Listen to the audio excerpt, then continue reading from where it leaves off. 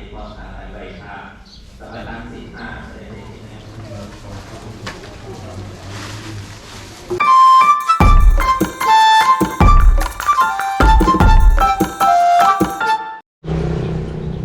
บายดีทุกคน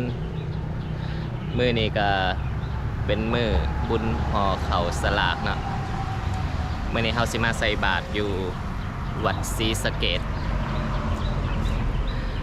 เดี๋ยวเฮาสิพาไปเบิ่งบรรยากาศข้างในเลยเนาะ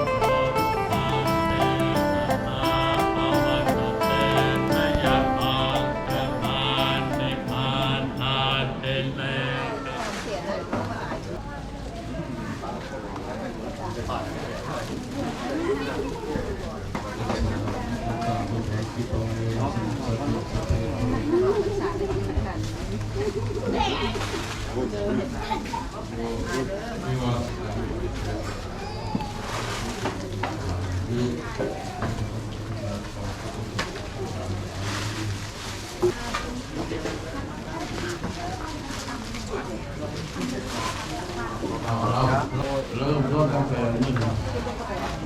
สังฆพัตตาพัตตาหารอาหารที่ถวายเป็นส่วนนั้น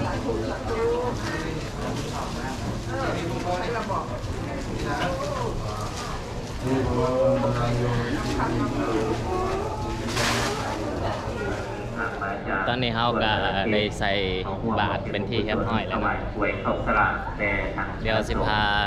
เราไป ป่วยเข้าสลากด้วยคนญาติโยมเด้อถ้าว่าถือมา วัด แล้ว ศรีสะเกษ เอามาเกณฑ์ท่านครูบาอาจารย์ทับพรจากครูบาอาจารย์ซึมหรือว่าบรรดาพวกท่านสะดวกเพื่อไปเติมสลากคงทำมาไปเกณฑ์มีคนจะได้เป็นครูบาอาจารย์และก็ทับพรก็ป่วยเข้าสลากเมื่อนี้ถือว่าเป็นบุญข้อเข้าสลากหรือว่าบุญพวกท่านมีป่วยเข้าสลากอย่างที่เราว่าเพื่อวัตถุทานต่างๆที่นอกจากจะใส่บาตรแล้วเกณฑ์ในทางครูบาอาจารย์เกณฑ์ในว่าคณะสีมุขตัวยังเป็นเข้าสลาก ต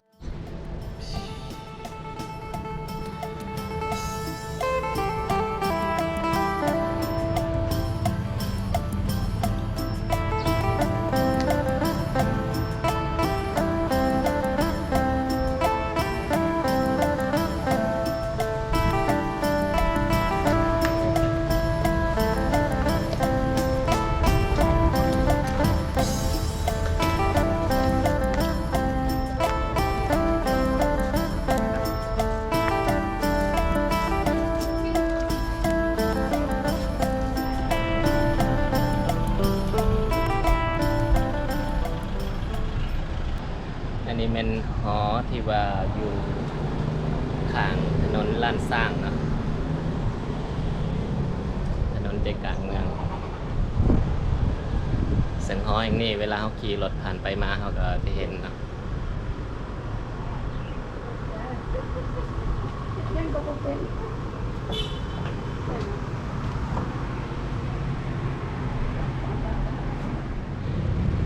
หลังจากที่เขาใส่บาตรแล้วเขาก็มาย่างรอเล่นอยู่ที่ประตูไซเนาะ